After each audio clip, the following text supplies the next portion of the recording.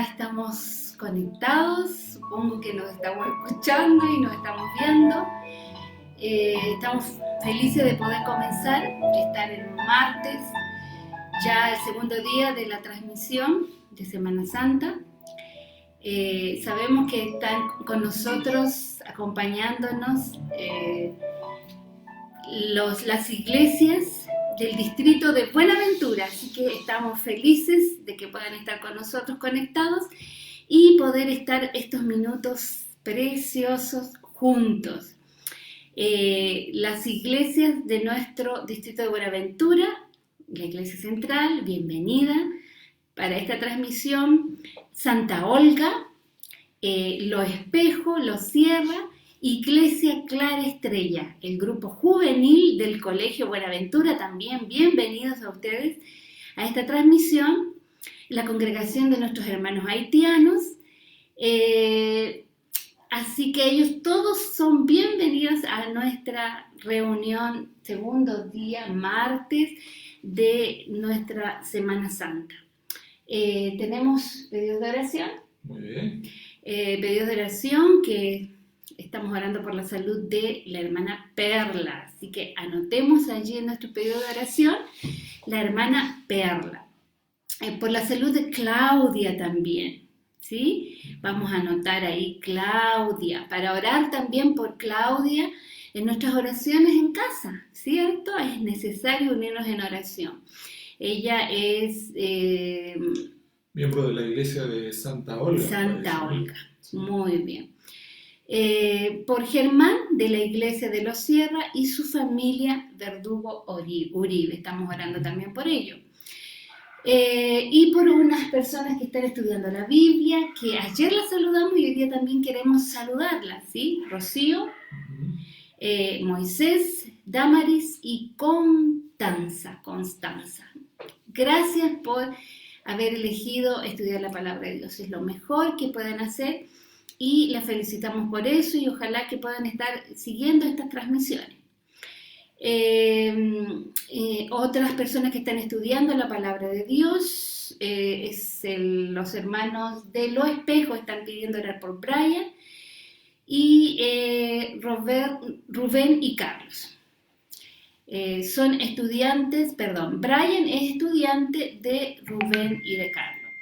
Por Joab y su esposa que ya ayer nos comunicaron que habían tomado la decisión del bautismo, así que estamos felices porque ellos ya tomaron la decisión del bautismo y mañana ya tomaron la decisión para el bautismo en esta Semana Santa, pero no podemos... Cuando pase la cuarentena, cuando ya no haya más riesgo de exposición a este virus, vamos a poder organizar un lindo bautismo, una celebración de bautismo por esta pareja que ya tomó la decisión de entregarse al Señor. Amén. Qué hermoso realmente. Tenemos ahora unos momentos, después de darle la bienvenida a todos, momentos de oración.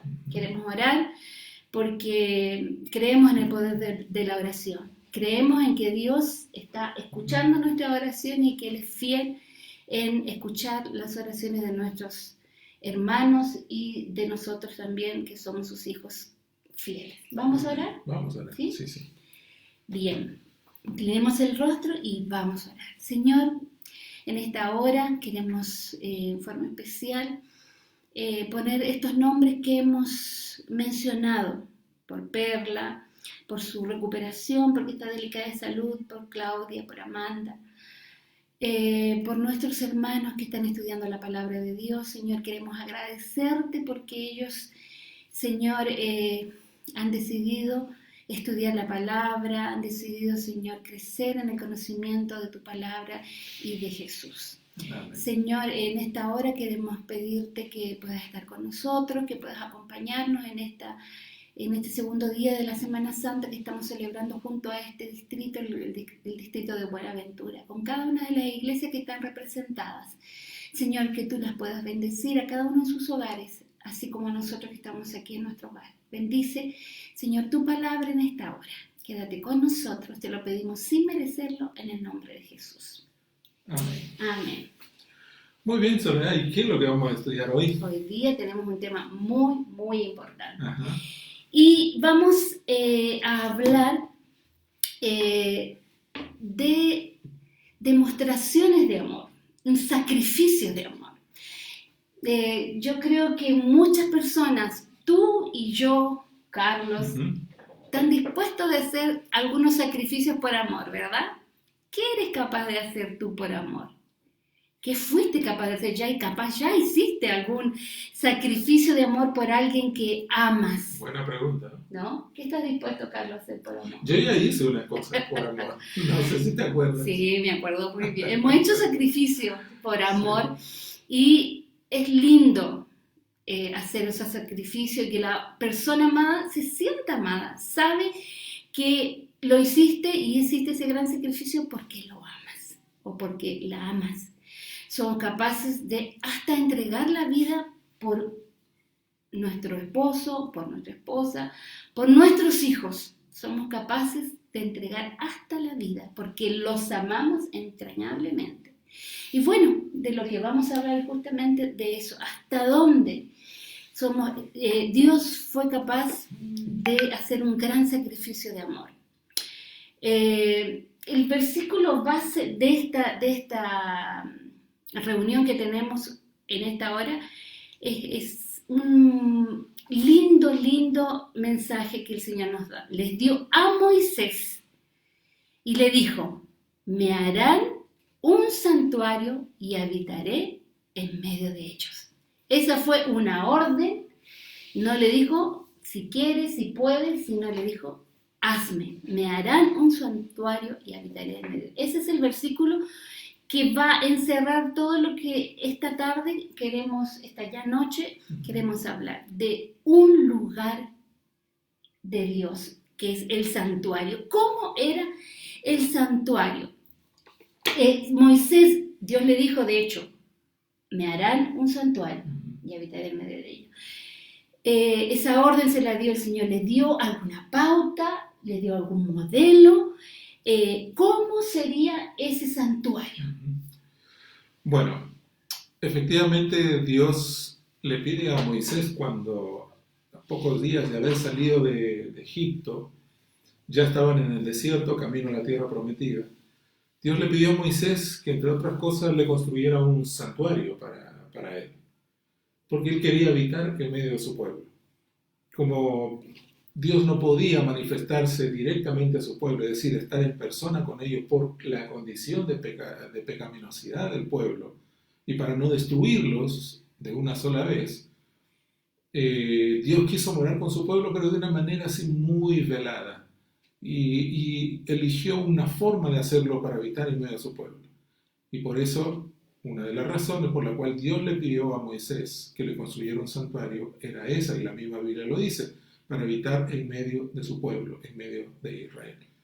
Pero la otra razón también que Dios pidió que le construyeran un santuario era porque Dios quería revelar un plan de salvación especial, y quería grabar en la mente de los hebreos, de los israelitas, el plan de salvación. Pero volvamos un poquito al santuario, es decir, ¿cómo era ese santuario? Según Éxodo 25, versículo 9, o versículo 8, donde Dios le dice a Moisés: quiero que ustedes me hagan un santuario. Y la pregunta obvia, me imagino yo, que Moisés hizo a Dios es decir: ¿cómo lo quieres? ¿De qué manera quieres que haga ese santuario? ¿Qué tipo de material voy a usar para ese santuario? Las medidas, todo. Un modelo. Y el versículo 9 de Éxodo 25 dice que Dios le responde: conforme a todo lo que yo te muestre, el diseño del tabernáculo y el diseño de todos sus utensilios, así lo haréis. Es decir, Dios le muestra un santuario, no le muestra una maqueta, ni tampoco unos planos. Lo que Dios le muestra a Moisés es un santuario real. Dios le dice a Moisés, voy a hacer una paráfrasis de esta conversación entre Dios y Moisés. Moisés, mira, viene el santuario, obsérvalo bien, porque conforme a este modelo que yo te estoy mostrando en el monte, conforme a eso, tú me harás un santuario. Ese modelo queda reafirmado en el versículo 40, en Éxodo capítulo 25, versículo 40, que dice: mira y hazlos conforme al modelo que te ha sido mostrado en el monte. Aquí dice, hazlos conforme, se está refiriendo a todos los utensilios, a todas las cosas que habrían dentro del santuario. Quiere decir que ese santuario no era meramente un edificio, sino que contenía también muebles en su interior. Y esos muebles ya eran reales, ya existían al momento que le fueron mostrados a Moisés. Por eso es que Dios le dice a Moisés, quiero que hagas todas estas cosas y quiero que construyas este santuario de acuerdo al modelo que se te ha mostrado en el monte. Ese santuario original que existe, que es real, mucho antes del santuario que Moisés construyó, le vamos a llamar así santuario terrenal, y al otro que Dios le mostró a Moisés le vamos a llamar santuario celestial, porque estaba en el cielo, como vamos a ver más adelante. Ese santuario tenía dos compartimentos, uno llamado lugar santo y el otro llamado también lugar santísimo. En el lugar santo habían por lo menos 3 muebles. Uno de ellos era la mesa de los panes de la proposición, que tenía 12 tortas de harina que representaban la manera como Dios alimentó a cada una de las 12 tribus de Israel durante su peregrinación en el desierto. El otro mueble, además de la mesa de los panes, era el candelabro de 7 brazos. Era una lámpara que estaba constantemente encendida para iluminar el interior del santuario. Y el tercer mueble, muy significativo también, era el altar del incienso. Era un mueble que estaba enfrente de la cortina que dividía el lugar santo del siguiente compartimiento, que era el lugar santísimo, donde se quemaba incienso, hierbas aromáticas, y donde el sacerdote constantemente elevaba oraciones de intercesión por los pecadores, por el pueblo de Israel. Bien. Y en el lugar santísimo, ¿sí quería decir algo, Fabi? No, solo termina para hacer un... Y en el lugar santísimo teníamos solo un mueble, pero por demás significativo. Ese era el arca del pacto. El arca del pacto era un mueble hecho de madera de acacia, revestido completamente de oro. En su interior tenía 2 puertas y estaba colocada dentro las 2 tablas que contenían los 10 mandamientos de Dios. Estaba también una pequeña vasija con el maná, maná del cielo que había caído durante la peregrinación en el desierto, y también estaba la vara de Aarón, que reverdeció. Sobre la mesa de los panes, sobre el altar del pacto, había una lámina de oro, que era la Shekinah, o el propiciatorio. Sobre esa Shekinah, a sus costados de la mesa, habían 2 querubines de oro también, cuyas alas se tocaban en el extremo superior. Ese mueble representa el trono mismo de Dios, y el lugar santísimo es la habitación, la morada del Dios Todopoderoso. Entonces podemos ver ahí una descripción así bastante resumida y general de lo que era el santuario, de lo que Dios le mostró a Moisés en el monte Sinaí. Bien, solo para hacer una recapitulación. Dios le mostró entonces a Moisés lo que tenía que hacer: construir un santuario y habitar en medio de él. Esa fue la orden. Y Dios no solo le dijo, sino le dio el modelo, ¿verdad? Le dio el modelo y le mostró, prácticamente él vio todos los detalles. Tenía 2 partes, un lugar santo y uno del Santísimo. En el santo habían tres muebles, y en el Santísimo había uno solo, ¿cierto? Sí, exactamente. Bien, eso nos quedó clarísimo. El Señor se lo dio en una visión. Él estaba despierto cuando le mostró. Sí, fue una visión. Él vio, o sea, no fue un sueño, no, sino él lo vio. Fue una visión. Dios le mostró en una visión. Cuando él subió al monte, Dios le abrió los cielos y le mostró el santuario original, el santuario celestial, con sus compartimentos y también con los muebles que van en el interior. Bien, y eso todo significaba, era un antitipo de los sacrificios que Jesús haría ¿cierto? Bueno, Y cómo en ese tiempo el Señor le mostró, pero cómo funcionaba antes de eso el sistema de mostrarle, el Señor le mostraba la salvación o sentía el perdón para las personas antes de Cristo.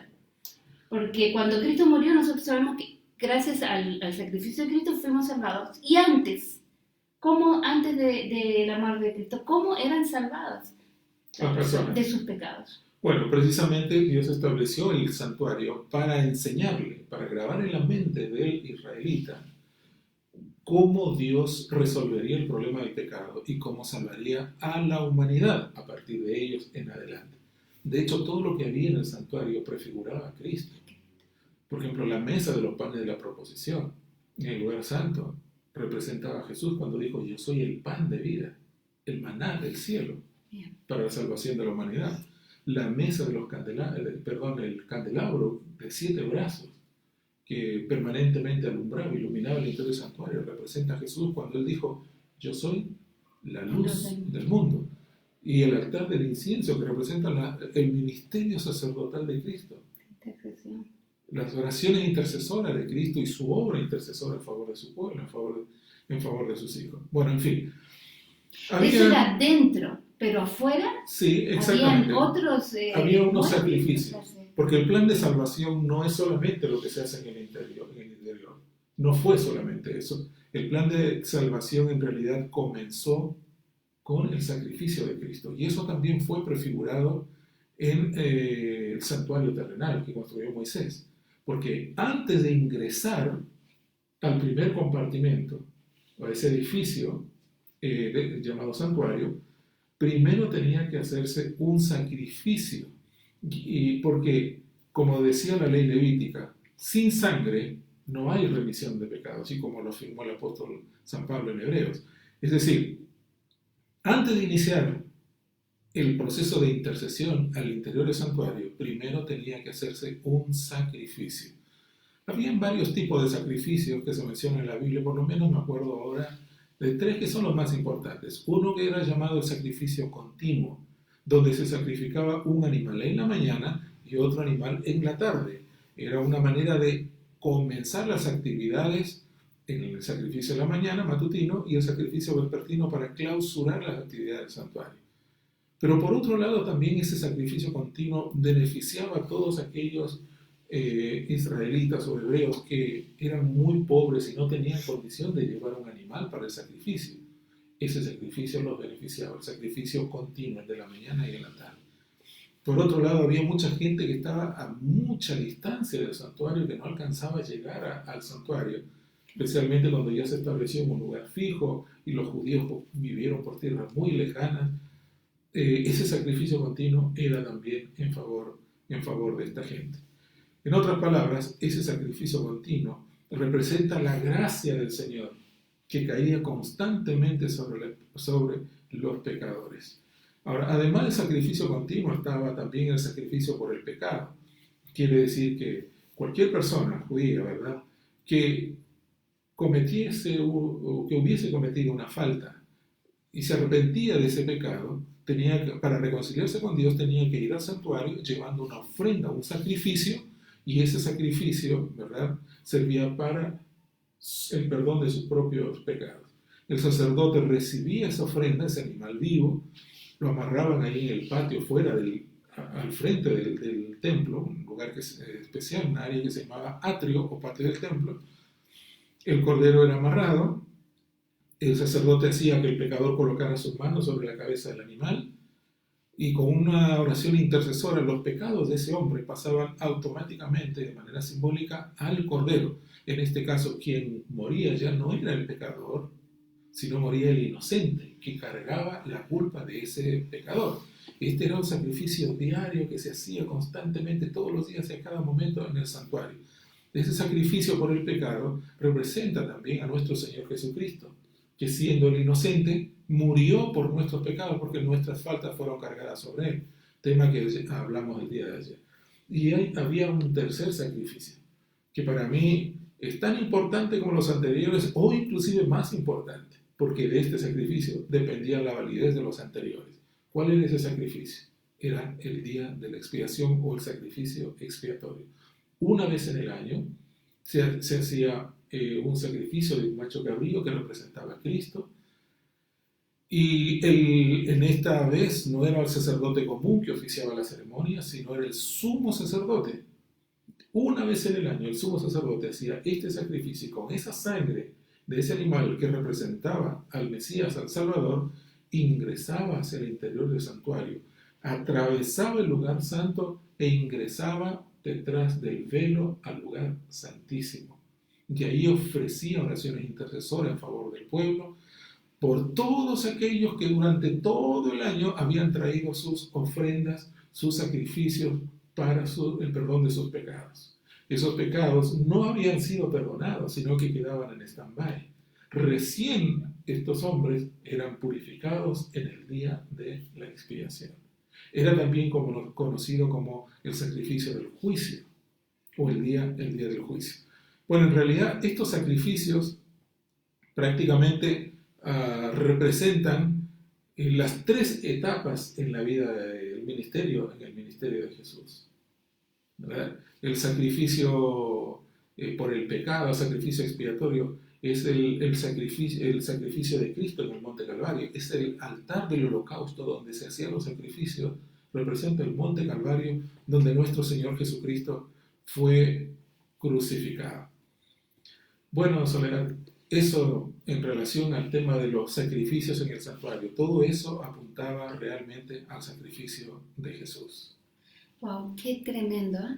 Cómo es increíble cómo el Señor quiso anticipar con todo este sistema del santuario cómo sería tan doloroso, porque sin duda alguna todo lo que el derramamiento de sangre diario que los sacerdotes tenían que realizar en el santuario no era algo placentero, ¿verdad? Exactamente. No era algo que fuera fácil para ellos. Sin embargo, se estableció como una manera de grabar en la mente de los mismos sacerdotes lo costoso que sería y del pueblo de Israel, que tenía que llevar un animalito para ser sacrificado, porque la paga del pecado era la muerte. Entonces ellos estaba prefigurado ahí todos los padecimientos de Cristo y cómo Cristo tendría que morir por la raza humana y que sería costoso, que eso significa derramamiento de sangre, que no es algo que realmente marcó al pueblo de Israel, porque durante todo ese peregrinaje y durante muchos años, cientos de años, miles de años, tuvieron que estar haciendo este sacrificio, todos los días, 3 sacrificios, el sacrificio continuo, el por los pecados, y una vez al año, el día de la expiación, ¿no? Qué tremendo, cuánta enseñanza. Bueno, todo ese derramamiento de sangre era para grabar en la mente del pecador que sin sangre no había perdón de pecados. Y todos esos animales que fueron sacrificados en la antigüedad representaban al verdadero Cordero de Dios, al Mesías, al Salvador, a nuestro Señor Jesucristo. Por eso es que cuando Juan el Bautista, que ve a Jesús viniendo hacia él cuando estaba en el río Jordán para ser bautizado, Juan el Bautista exclamó y dijo: he aquí el Cordero de Dios. Es decir, todos los otros corderos que murieron en la antigüedad apuntaban, señalaban o eran figura o eran prototipo del verdadero Cordero que sería nuestro Señor Jesucristo.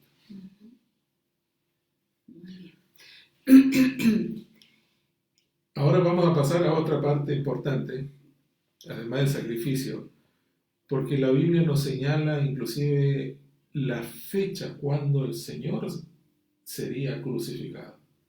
Más de 7 siglos antes, la profecía ya anunciaba que el Mesías vendría, que sería ungido y enseguida sería sacrificado. O sea, estamos hablando ahí de la profecía de Daniel. De Daniel capítulo 9, versículos 24 al 27. Bueno, no es,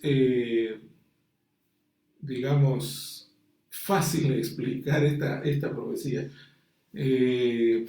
especialmente por el corto tiempo que nosotros tenemos, pero Vamos a tratar de explicar así rápidamente para que ustedes no se enreden mucho, ni nosotros tampoco. Claro, que Pero que generalmente se podamos explica entender con con un gráficos, cuadro, con sí, porque gráficos. hay una cuestión de fechas aquí. Claro. Lo importante, amigos, es entender que cuando Dios estableció el plan de salvación, un día fue establecido para que Cristo muriera en lugar del pecador. Sí, cuando Dios elaboró el plan de salvación, mucho antes inclusive de la creación de este mundo, así lo señala la Biblia, Dios determinó un día para ese sacrificio expiatorio, un sacrificio especial del Mesías, del Salvador del mundo, tema que estudiamos el día de ayer. Esa fecha, ese día, fue revelado por medio de una profecía registrada en el libro de Daniel. Daniel capítulo 8 y Daniel capítulo 9 nos hablan de una de las profecías más extensas que encontramos en la Biblia, que abarcan un periodo de 2300 años. La Biblia dice tarde y mañana o 2300 días serían, pero aplicando el principio de día por año, nosotros concluimos, y eso es bíblico, concluimos de que esos 2300 días, o tardes y mañana, equivalen a 2300 años. Por lo tanto, nos encontramos aquí frente al periodo profético más largo de las Sagradas Escrituras. Esos 2300 años, de acuerdo a la profecía, parten desde la orden para restaurar Jerusalén dada por Artajerjes en el año 457 a.C. y terminan en el año 1844, obviamente después de Cristo. O sea, fue un periodo bastante largo, estamos hablando de 2300 años. La misma Biblia indica cuándo comenzaría con la orden de Artajerjes y terminaría en 1844, sumando los 2000 o incluyendo los 2300 años.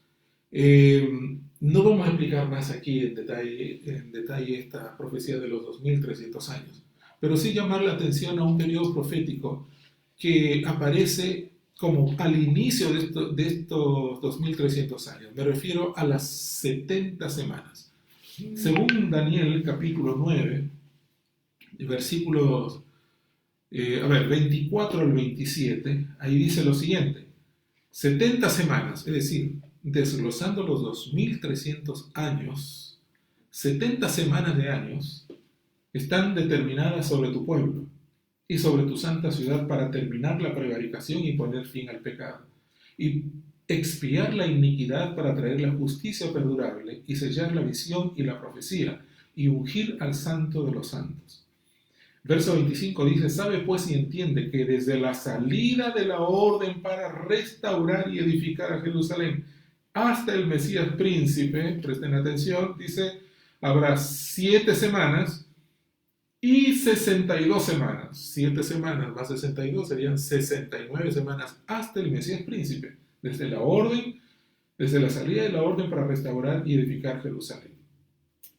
Luego dice: se volverá a edificar la plaza y el muro en tiempos angustiosos. Después de las 62 semanas, se quitará la vida al Mesías, mas no por sí, y el pueblo de un príncipe que ha de venir destruirá la ciudad y el santuario, y su fin será con inundación, y hasta el fin de las guerras durarán las devastaciones. Verso 27, este verso es clave. Y por otra semana confirmará el pacto con muchos, a la mitad de la semana hará cesar el sacrificio y la ofrenda. Después, con la muchedumbre de las abominaciones vendrá el desolador, hasta que venga la consumación y lo que está determinado se derrame sobre el desolador. A ver, no nos vamos a enredar mucho con tanta explicación, pero vamos a explicar lo siguiente. ¿Cuándo comienzan esos 2300 años de la profecía de Daniel 8:14? ¿Y cuándo cuándo sale la orden? O sea, comienzan con la orden para restaurar Jerusalén. ¿Cuándo fue dada esa orden, que fue dada por Artajerjes? Históricamente fue dada en el año 457. Pronto, tenemos la fecha o el año de inicio, año 457. De esos 2300 años se explican las primeras 70 semanas. Acuérdense que una semana tiene 7 días. obvio. Y acuérdense que cada día equivale a una semana, cada día equivale a un año. Cuando hablamos de 7 días, una semana, estamos hablando de 7 años. Y cuando hablamos de 70 semanas, estamos hablando de ¿cuántos años, Soledad? De 490 años. Le hice una pregunta difícil hacer. Creo que estaba viendo un mensaje. Son 490 años. ¿Cuándo comenzarían esos años? Con la orden de Artajerjes en el año 457. Pero mira lo que dice acá. Dice que desde la orden de la salida de la orden para restaurar y edificar Jerusalén hasta el Mesías príncipe habrán 7 semanas y 62 semanas. Mesías príncipe es llamado así en el libro de Daniel nuestro Señor Jesucristo. Jesús. Sí, el Mesías príncipe, príncipe de paz, dice otro profeta. Pero el Mesías príncipe, que aparece aquí con mayúscula en la Biblia, porque es un nombre personal, se refiere a nuestro Señor Jesucristo. Dice que hasta él habrían 7 semanas y 62 semanas. ¿Por qué separa 7 semanas y 62 semanas? Porque luego dice, se volverá a edificar la plaza y el muro en tiempos angustiosos. 7 semanas, que serían 49 años, comienzan en el año 457 y llegan ¿hasta cuándo? 408 antes de Cristo. Vamos retrocediendo, 457, 408. Y precisamente la historia verifica que en el año 408 se terminaron de reconstruir los muros de Jerusalén. Pero después señala la profecía 62 semanas más hasta el Mesías príncipe. Y ahí llegamos nosotros hasta el año 27 después de Cristo. ¿Qué pasó en el año 27 después de Cristo? El bautismo de Jesús. Exactamente. Cristo fue bautizado, nuestro Señor Jesucristo. Hasta antes de eso, no hubo una aparición, una manifestación así fuerte del Mesías, porque Jesús no se expuso. Él solamente cuando fue llevado de niño al templo, ¿me acuerdas? Cuando tenía 12 años, se perdió de paso en el templo. Después no se menciona más a Jesús hasta el día de su bautismo. ¿Por qué el bautismo es importante? Porque es el día que se ungió al Mesías con el Espíritu Santo, que en forma de paloma descendió sobre Cristo. Ese día fue bautizado, fue el año 27 después de Cristo, justo cuando terminaban las 62 semanas, hasta el Mesías príncipe. Pero me llama la atención lo que dice después el versículo 27. Y por otra semana, estamos en el año 27, una semana serían 7 años más, 27 más 7 sería 34, llegamos al 34, después de Cristo. Dice, por otra semana confirmará el pacto con muchos. ¿Qué es lo que registra la historia que sucedió en el año 34 de la era cristiana y que hizo que el pacto se extendiera a muchos, no solo a judíos, porque hasta ese momento el pacto de Dios era solo con judíos, pero ahora se extendería a todos, incluyendo lo que la Biblia llama los gentiles, es decir, gente de otras nacionalidades, además de la judía, o de la hebrea, o israelí. Eso es lo que sucedió en el año 34. Lo único que registra la historia bíblica es el apedreamiento del apóstol Esteban, que fue por manos o por orden de Saulo de Tarso. Yo no sé si se acuerdan, amigos de Saulo de Tarso.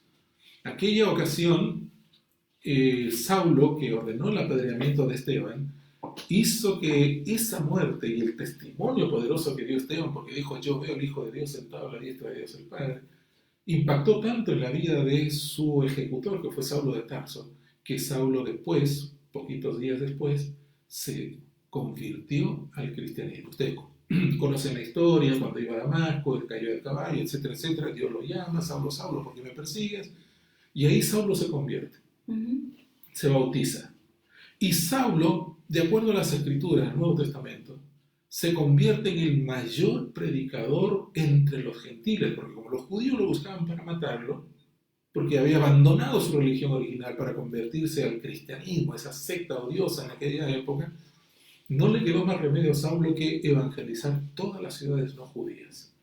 E increíblemente él dio cumplimiento a esta profecía, de que después del bautismo de Jesús, o sea, en el año, sería 34, 27 más 7, 34, la conversión de Saulo, Dios haría el pacto con muchos. Por Ahora, eso es llamado el apóstol de los gentiles, ¿no? exactamente. Pero la profecía decía más todavía. Dice, voy a leer completo el verso 27, estoy en Daniel 9:27. Y por otra semana confirmará el pacto con muchos. A la mitad de esa semana, Soledad, una semana, llegamos al año 34. Desde que el Mesías fue ungido, año 27, 7 días después, sería ungido el Mesías, que sería el año 34. Dice, a la mitad de esa semana, que serían 3 días y medio, ¿cuánto sería? En el año 30 más 30.6, que sería el año 31 de nuestro Señor Jesucristo, el año 31 de la era cristiana. Decía la profecía, a la mitad de la semana hará cesar el sacrificio y la ofrenda. Como que todo el sistema de sacrificios del Antiguo Testamento, del santuario terrenal construido por Moisés por orden de Dios, todo ese sistema de ritos y sacrificios llegarían a su fin. Terminarían, caducarían. Y nosotros sabemos que eso sucedió con la muerte de nuestro Señor Jesucristo. Y precisamente fue en el año 31 de la era cristiana. O sea, esta profecía estaba anunciando que Jesús moriría en el año 31. ¿Ya? Más de 7 siglos antes. 700 años antes fue profetizado por que Daniel. Jesús moriría en el año 31 de la era cristiana. Ustedes recordarán qué fue lo que pasó cuando Cristo murió, cuando Él dijo, consumado es, Padre, en tus manos encomiendo mi espíritu, y murió. ¿Qué pasó en el templo simultáneamente? Acuérdense que era la Pascua judía. ¿Que era qué fecha? El 14 de Aviv. día de Aviv. O de Nisan, como es el otro nombre del primer mes en el calendario judío. De otoño a otoño en el calendario judío, ¿no? Como el nuestro de verano a verano, o el de Europa o Norteamérica, que es de invierno a invierno. Pero, ¿qué pasó ese día cuando Jesús murió? Ese 14 de Aviv, según la profecía. 14 de Aviv, que fue más o menos marzo o abril del año 31 después de Cristo. Cesaron los sacrificios, el velo del templo. Exactamente, el velo del templo, del santuario, que ya estaba listo para el sacrificio del Cordero Pascual, donde se ofrecían todos los días los sacrificios, se rasgó en dos. ¿Cuál velo? El que dividía el lugar santo del lugar santísimo. Y eso fue un escándalo terrible, además de todo el terremoto que hubo en la muerte de Jesús, ¿verdad? Y las tinieblas que cubrieron la tierra. Y la partidura de la cortina que dejó a exposición el lugar santísimo demuestra que en ese momento todo el sistema sacrificial antiguo perdía su validez, perdía su vigencia, porque a partir de allí se daba paso a la realidad, comenzando con el sacrificio de nuestro Señor Jesucristo. Qué tremendo, ¿no? No más sacrificio de cordero. Exactamente, no más sacrificio de animales. A partir de allí el sacrificio de Cristo sería suficiente. El Cordero de Dios que quita el pecado del mundo fue entregado ya. El Cordero apenas era un antitipo de Cristo. Ya vino el tipo, el verdadero significado, el que llevaría nuestras culpas y nuestros pecados, ya vino a llevar y nos garantizó con esto la salvación. Antes de Cristo había derramamiento de sangre, tenían que morir los corderos para dar la salvación al pecador, que llevaba ese sacrificio para hacerlo continuamente, todos los días con los sacerdotes. En cambio, Cristo, una sola vez. Y para siempre. Así lo dice el libro de Hebreos. Completa, ¿no?, garantía de salvación para el ser humano. No necesitamos sacrificar a Cristo cada semana, como lo hace una religión por ahí. Claro. El sacrificio vivo cada domingo. No necesitamos ningún tipo de sacrificio adicional, tampoco sacrificio de animales, ni siquiera sacrificio personal. Vale para la salvación, porque el sacrificio que nos salva fue hecho, fue realizado en el año 31 de la era cristiana, anunciado proféticamente y que se cumplió con exactitud, fue el sacrificio de nuestro Señor Jesucristo. Para concluir ya nuestro mensaje, nuestra meditación de esta noche en Semana Santa, recordando la historia de la redención, la historia de nuestra salvación, quiero decirles, amigos, que Dios hizo todo un plan, un proyecto para salvar a la humanidad. Y ese proyecto iniciaba con un sacrificio, que era el sacrificio del Mesías, del Dios hecho hombre, con la única finalidad de salvarnos. Todo ese plan de redención fue establecido como un modelo, solo con fines pedagógicos en realidad, el santuario que construyó Moisés. Por eso Dios le pidió a Moisés que le construyera un santuario para ejemplificar, para establecer un prototipo, para establecer una enseñanza a Israel y por extensión a la humanidad entera de la forma como Dios salvaría a la humanidad. Cuando Cristo, nuestro Señor, vino a este mundo, vino para cumplir, para ejecutar la primera parte de ese plan de la salvación, el sacrificio.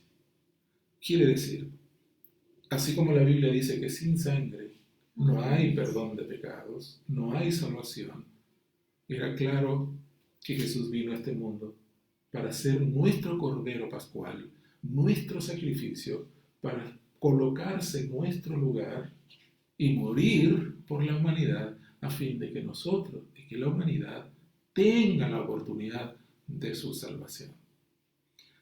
Pero quiero plantearle lo siguiente. El hecho de que Cristo haya muerto por nosotros no significa que ya somos salvos. Hay una teología que dice o enseña que una vez salvos y para siempre salvos. Lo que esta teología trata de enseñar es que como Cristo ya murió por nosotros, no importa lo que tú hagas o decidas, igual te vas a salvar.